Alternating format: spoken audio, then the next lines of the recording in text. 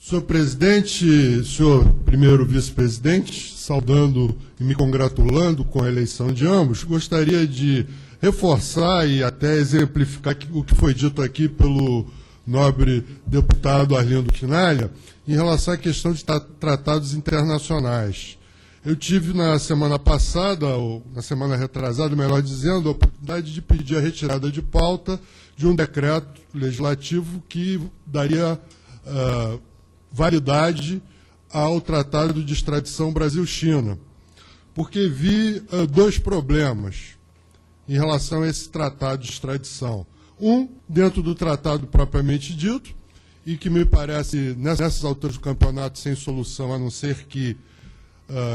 queiramos renegociar tudo, que não me parece o caso, mas que é o fato, por exemplo, desse tratado não ter reproduzido todas aquelas garantias que constavam da Lei de Estrangeiros de 1980, uma lei que foi feita ainda nos estertores do regime autoritário, e mesmo assim nem todas as garantias que ali foram colocadas foram explicitadas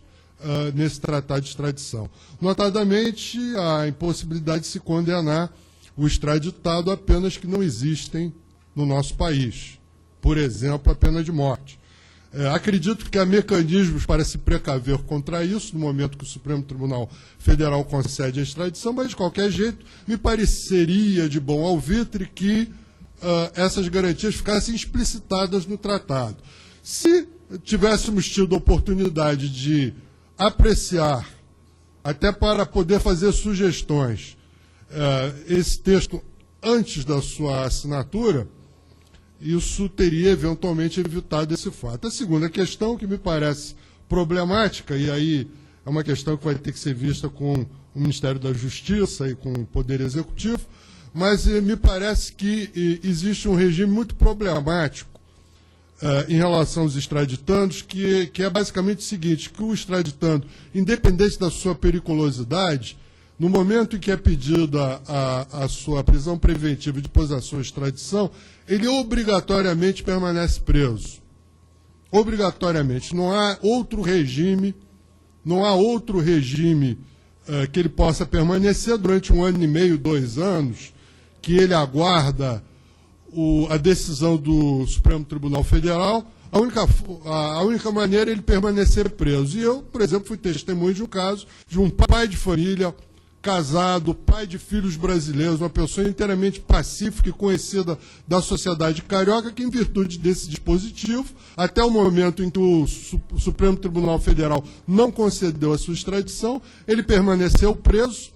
e, durante um determinado período, no presídio de Água Santa, numa cela entre aquela controlada pelo Comando Vermelho e uma outra cela controlada pelo Amigos dos Amigos, num momento em que havia frequentes rebeliões com tomada de reféns naquela penitenciária. Então, isso é só para exemplificar a razão pela qual eu tenho dificuldade de, enquanto durar esse dispositivo, não foi de alguma maneira flexibilizado, de fato, votar pela efetivação, nesse momento, de um tratado de extradição com um país que não é uma democracia, onde não existe separação entre o poder executivo e o judiciário, e onde existe o hábito de se acusar dissidentes políticos de crimes comuns. Então, não quero entrar aqui em demasiados detalhes, mas eu acho que isso apenas ilustra a pertinência da sugestão feita aqui pelo nobre colega. Senhor presidente. Agradeço as palavras do ilustre deputado Sr. Quis, do Rio de Janeiro.